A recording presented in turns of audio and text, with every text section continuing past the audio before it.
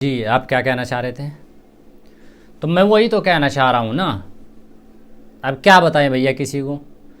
लोगों ने तो जो कर्नाटक में अभी वो मामला पेश आया था ना हिजाब का, जो हिजाब के ऊपर पाबंदी लगी थी, वो कर्नाटक में स्कूलों के अंदर वो एक परेशानी का मामला है, एक मुदाखलत है दीन के अंदर, शरीयत के अंदर, मजहब इस्लाम के अंदर। भाई किसी को क्या परेशानी है उससे?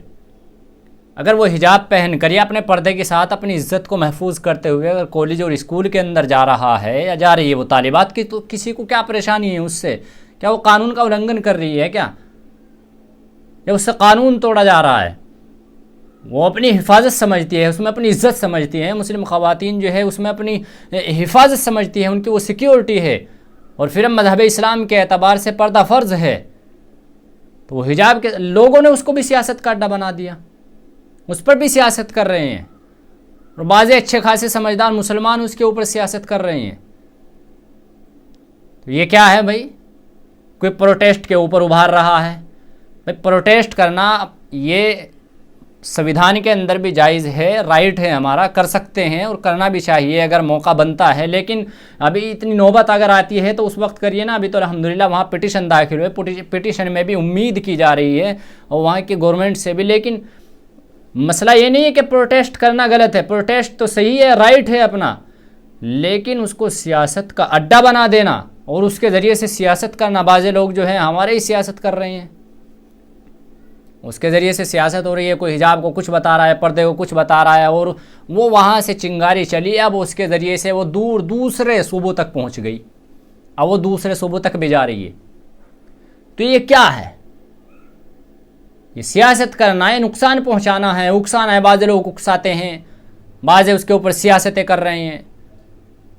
तो पर्दा और हिजाब का जो मामला है शरीयत के अंदर, वो अल्लाह रब्बुल इज़्ज़त ने मुस्लिम ख़वातीनों के ऊपर फ़र्ज़ करार दिया है। वो उसमें अपनी हिफाजत समझती हैं, अपनी सिक्योरिटी समझती हैं, वो अपनी इज़्ज़त व आबरू समझती हैं, अपनी हिफाजत के लिए उसको लगा करके जाती हैं ताकि कोई ऐरा गैरा नत्तू खेरा या नज़र न डाल सके या बदनज़रियों से महफूज रहे। लेकिन मालूम नहीं हालात ऐसे पैदा किए जा रहे हैं, हालात बनाए जा रहे हैं, लोगों में इंतशार और नफ़रतें पैदा की जा रही हैं। हर चीज़ को एक सियासत से जोड़ा जा रहा है।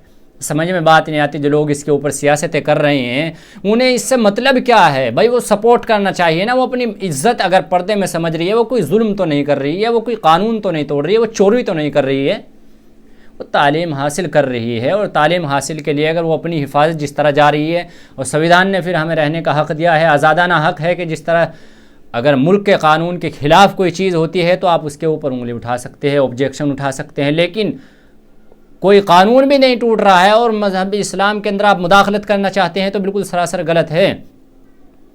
और इसके ऊपर सबसे बड़ी गलती है कि जो लोग सियासत करना चाहते हैं, इसकी चिंगारी दूसरे सूबों तक पहुँचा रहे हैं।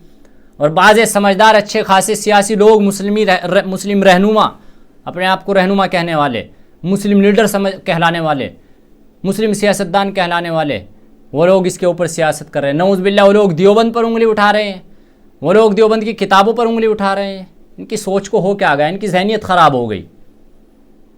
ये कम इल्मी की वजह है। इल्मदार आदमी, समझदार आदमी, नॉलेजदार आदमी कभी किसी के ऊपर इस तरह की उंगली नहीं उठाता। तो ऐसे लोगों को पहले इल्म हासिल करना चाहिए, उसके बाद जो है मादर इल्मी दारुल देवबंद कोई मामूली चीज़ थोड़ी ही है। वहाँ पर रहने वाले कोई मामूली इंसान थोड़ी ही है। लोग जब चाहे जिसको चाहे तानाकशी कर दे। असल में बोलने के ऊपर तो किसी की कोई पाबंदी नहीं है, जिसे चाहे वो अपना काम करवा सकते हैं, बोल सकते हैं। बताओ ये हो रहा कि नहीं हो रहा? तो इसलिए भाई हिजाब का जो मामला वहाँ चल रहा है वो अपना राइट है उनका, अपने ऊपर वो अल्हम्दुलिल्लाह काम कर रही हैं, वो अपनी हिफाजत समझती हैं, उसमें तो उन्हें जाने की इजाज़त देनी चाहिए और ऐसा होना भी चाहिए। और मुस्लिम ख़वातीन बाज़ी और मज़हब की ख़वातीन भी अपने आप की हिफाजत घूंघट में और पर्दे में और अच्छी तरह छुप कर जाने में समझती है। कौन सोचता है कि बिल्कुल हम खुल्लम खुल्ला जाएँ? धूल मिट्टी वगैरह ये तमाम चीज़ें भी आप हिजाब लगा सकते। मास्क नहीं लगा रहे लोग, मास्क लगा रहे हैं तो हिजाब भी तो मास्क की तरह है। लेकिन इसके ऊपर सियासतें करना और इसको एक सियासत का अड्डा बना देना और इसके ज़रिए से अपनी सियासती रोटी सेकना, वो मुस्लिम लीडर हो या कोई भी हो, ये बिल्कुल गलत है। और किसी भी इदारे के ऊपर उंगली उठाना इस तरह से, जैसे अभी सुनने में आया कि एक किताब के ऊपर, मादर इल्म दारुल देवबंद की किताब के ऊपर और दारुल के ऊपर उंगली उठाई जा रही है मुस्लिम लीडरान की तरफ से। ये भी बिल्कुल सरासर गलत है। उन्हें पहले इल्म हासिल करना चाहिए उन लोगों को, और इल्म हासिल करने के बाद तब उन्हें उंगली उठाने का मौका।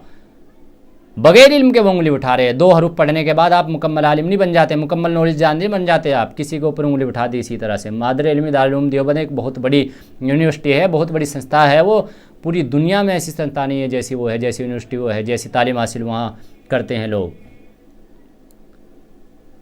तो इसलिए इसको सियासत का अड्डा बनाना बिल्कुल सही नहीं है। आप बताएं।